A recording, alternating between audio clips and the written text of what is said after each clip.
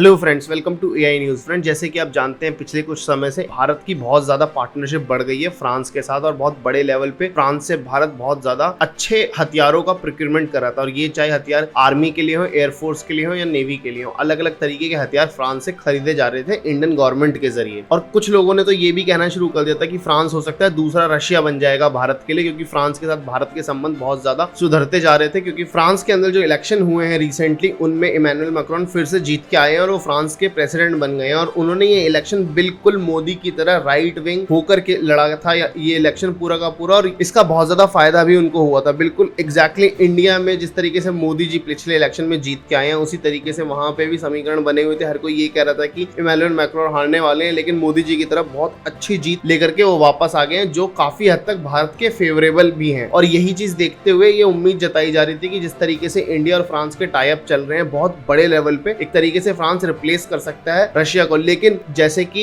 PM Modi अभी कुछ समय पहले यूरोप के दौरे पे गए हुए थे और वो आज ही लौटे हैं वहां से खबर सुनने में आई थी कुछ दिन पहले कि फ्रांस ने हमारे प्रोजेक्ट P75I से विड्रॉ कर लिया है। और ये प्रोजेक्ट इंडिया के लिए बहुत ज्यादा इंपॉर्टेंट था, क्योंकि ये 1999 के बाद इकलौता ऐसा अपग्रेडेड प्रोजेक्ट है P71 वेरिएंट का, जिसमें इंडिया ने अपनी तरफ से आत्मनिर्भर भारत के तहत एक सबमरीन बनाने की घोषणा की थी, जिसमें हेल्प करने वाला था फ्रांस इंडिया की। पर ये जो पूरा प्रोजेक्ट था P75I, इसकी शर्तें बहुत ज्यादा क्रूशल रखी थी इंडियन गवर्नमेंट ने, जिसको बहुत सारे देशों ने ये कहा था कि पहली बात तो ये इसका जो टोटल बजट है 43,000 करोड़ इंडियन रुपीस का, ये बहुत कम है, इसको थोड़ा बढ़ाइए और लगभग 10 बिलियन यूएस डॉलर की तरफ लेके जाइए। क्योंकि इंडिया में इंडियन गवर्नमेंट ने और डीआरडीओ ने जो कंडीशन रखी थी, बाहर की जो भी कंपनी इंडिया के साथ टाई अप करती इस पर्टिकुलर प्रोजेक्ट को लेके, वो बहुत ही ज्यादा अलग तरीके की रखी थी। इसमें जो मेजरली डिमांड की गई थी वो ये थी कि जो इन सारी की सारी सबमरीन्स का जो मैन्युफैक्चरिंग होगी वो आत्मनिर्भर भारत के तहत होगी, और जो भी कंट्री यहाँ पे इंडिया की हेल्प करेगी इस सिस्टम को डेवलप करने में, उनको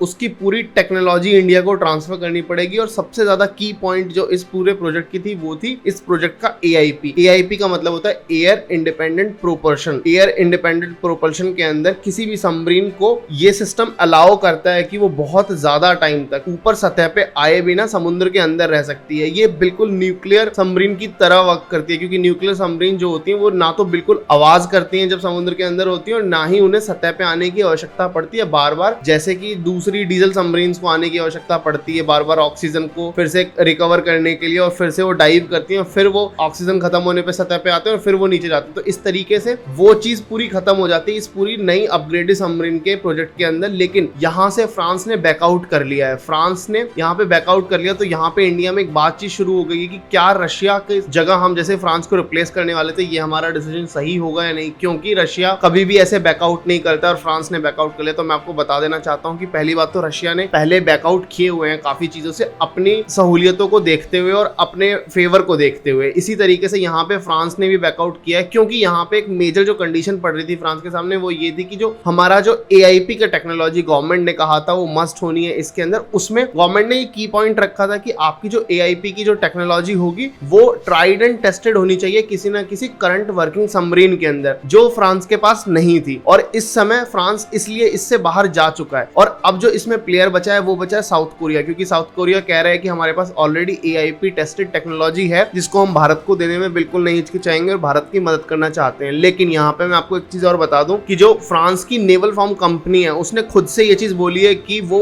इंडिया को बहुत ही ज्यादा इंपॉर्टेंट स्ट्रेटेजिक पार्टनर भी मानते हैं और अपना बहुत ज्यादा बड़े मैन्युफैक्चर के तौर पे भी इन फ्यूचर कंसीडर कर सकते हैं। तो ये बहुत ज्यादा इंपॉर्टेंट हो जाता है इंडिया और फ्रांस के रिलेशनशिप को लेकर के, खासकर डिफेंस सेक्टर में, क्योंकि फ्रांस बहुत बड़ा आर्म्स का मैन्युफैक्चरर है और उसको इंडिया की इस समय बहुत ज्यादा नीड है। और इस चीज से उन्होंने जो ये ट्वीट किया है, इससे एक बात पक्की हो जाती है कि उनको बहुत ज्यादा फर्क पड़ता है कि इंडिया के लोग फ्रांस के बारे में क्या सोचते हैं और क्या नहीं, और वो कोई चांस नहीं लेना चाहते कि इंडिया के लोगों के अंदर फ्रांस को लेकर के किसी भी तरीके के थॉट्स अलग तरीके से आए। तो इसलिए बहुत ज़्यादा फ्रेजाइल तरीके से इसको हैंडल करते हुए उन्होंने ये बोला है कि इंडिया हमारा बहुत इंपॉर्टेंट पार्टनर है और हम आत्मनिर्भर भारत के तहत भारत की हर संभव मदद करने के लिए तैयार है। और कोई बड़ी बात नहीं है अगर इन फ्यूचर आप देखें कि फ्रांस इस पूरी डील के अंदर वापस आ गया और वापस से AIP पे उसने काम करना शुरू कर दिया। ये इंडिया के लिए बहुत ज़्यादा फेवरेबल भी होगा। दूसरी बात ये, फ्रांस पे हम साउथ कोरिया से ज़्यादा डिपेंडेंट हो सकते हैं और फ्रांस हमारे लिए केवल एक स्ट्रैटेजिक पार्टनर नहीं है, वो हमारा लॉन्ग टर्म में पार्टनर हो सकता है आर्म्स मैन्युफैक्चरिंग के अंदर, क्योंकि इंडिया 2-3 जगहों पर जहां पे मार खाता है आर्म्स मैन्युफैक्चरिंग के अंदर, फ्रांस उस चीज को ऑलरेडी कवर कर चुका है और फ्रांस के पास ऑलरेडी उस चीज को लेकर के बहुत ज्यादा एडवांस लेवल की टेक्नोलॉजी उपलब्ध है। आपको क्या लगता है कि इस डिसीजन को